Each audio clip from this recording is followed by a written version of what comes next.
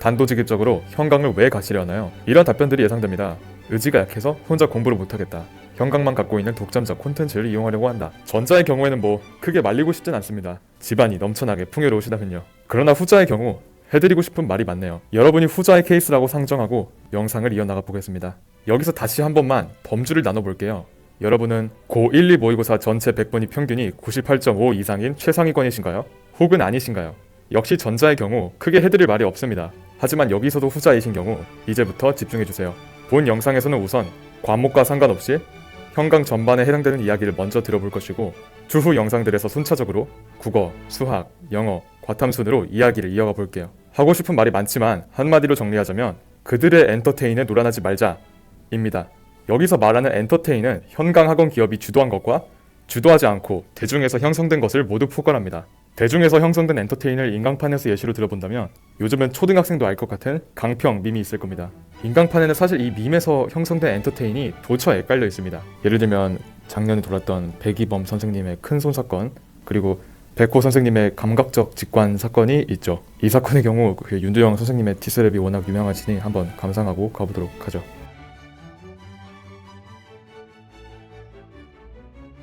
이 말고도 현우진의 인문 엔제 번복 사건, 그리고 뭐 우리를 즐겁게 해줬던 김승리 성대모사 컨텐츠 등등. 근데 문제는 여러분은 엄연히 공부를 하려고 수능을 준비하는 겁니다. 수능을 소재로 밈을 즐기며 유희를 고취시킬 때가 아니라는 거죠. 또한 이렇게 인강판의 엔터테인을 즐기다 보면 댓글창이나 이런 데서 분명히 현강러들의 그들만의 엔터테인이 보이게 됩니다.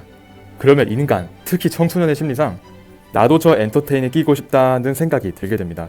그렇게 인강판에서의 엔터테인을 즐기시던 분들이 실제로 현강판에 상당히 많이 들어오시려고 합니다. 여기서 근데 차이점이 무엇이냐? 이건 제 주관이긴 한데 현강판의 엔터테인은 좀 더 폐쇄적으로 이루어지기 때문이죠. 폐쇄적이라는 게 어떤 의미냐면 특정 인터넷 커뮤니티 안에서 일어나는 경우가 많다는 겁니다. 물론 인강판의 경우에서도 조금이나마 폐쇄적이라 할 수 있는 도메인에서 일어나기도 해요. 그러나 주로는 유튜브나 인스타 쇼츠 같은 부분이 메인인 것 같습니다.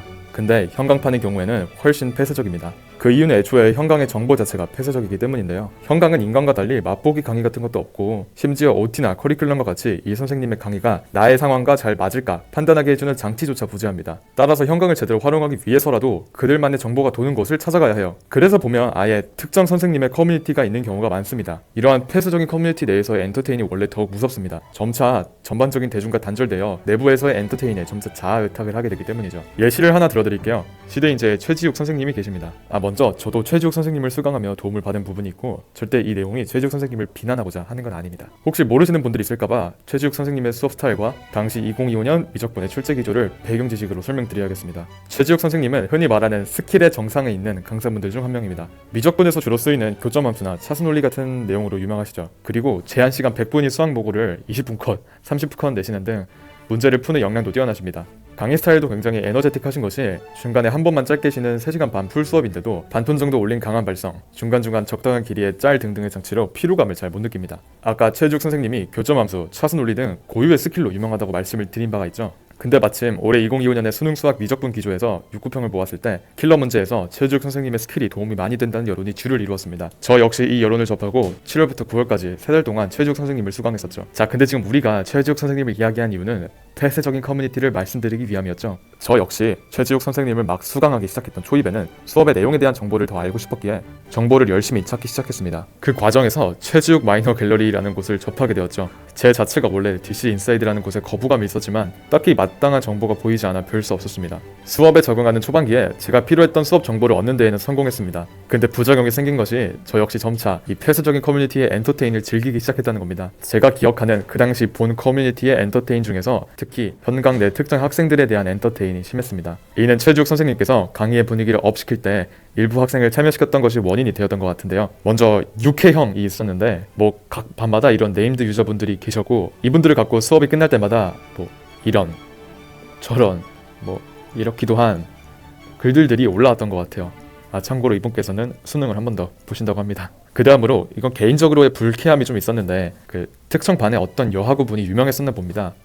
그래서 저런 이런 글들이 올라왔었고 심지어 번타가 솔직히 미친 것 같습니다. 이 사람들이 공부를 해야지 왜 이러는지. 그리고 학업적 측면에서는 물론 최지욱 선생님의 기량이 훌륭하시긴 하지만 너무 무조건적으로 본 선생님을 과대평가하는 경향이 있었습니다. 사실 수능 공부, 넓게는 어떤 공부라도 절대적인 정답이라는 게 있을 수가 없어요. 그렇기에 공부에 있어서는 절대 여론을 무조건적으로 따라가거나 한 가지의 방법론에 목을 매면 안 됩니다. 제가 저번 영상에서부터 말해오듯이 정말 제대로 공부하려면 자신의 현 상태를 명확하게 직시하며 자신이 수행하는 하나의 공부가 자신의 현 상태의 어떤 요소에서 어떠한 상태 변화를 일으키는지를 공부할 때마다 느끼며 공부해야 합니다. 그런데 이런 식으로 특정 방법론을 과대평가하게 되면 공부에 있어서 주체이자 제1객체가 되어야 하는 나 자신이 후순위로 밀릴 수밖에 없습니다. 그래서 이 예시를 통해 전달드리고 싶었던 것은 형광판에서 이러한 종류의 엔터테인이 일어나며 자칫하면 이러한 엔터테인의 홍수 속에서 우리는 공부에서 우리의 주도권을 잃어버릴 수 있다는 것입니다. 근데 앞서도 말씀드렸지만 이게 딜레마인 것이 형광은 정보가 절대적으로 부족하기에 이런 엔터테인이 있는 걸 알면서도 우리는 결국 일부 커뮤니티를 활용하긴 해야 합니다. 그래서 꼭 여러분께 이런 커뮤니티를 현명하게 활용하시라는 말씀을 드려보고 싶었어요. 저 또한 형광을 들어본 입장에서 여러분들이 커뮤니티 엔터테인에 노출 없이 정보만을 가져가실 수 있도록 최대한 제가 갖고 있는 정보들을 질 좋게 가공해서 계속 들어보도록 할게요. 관심이 가신다면 꼭 구독을 눌러주시면 정말 감사드리겠습니다. 이 채널에 처음부터 함께 해주십시오. 앞으로 보고 싶은 영상의 주제가 있으시면 알려주시고 혹시라도 질문이 있으시면 댓글 달아주세요. 하나하나 답변해드립니다. 그럼 저는 빠른 시일 내에 다시 찾아뵙도록 할게요.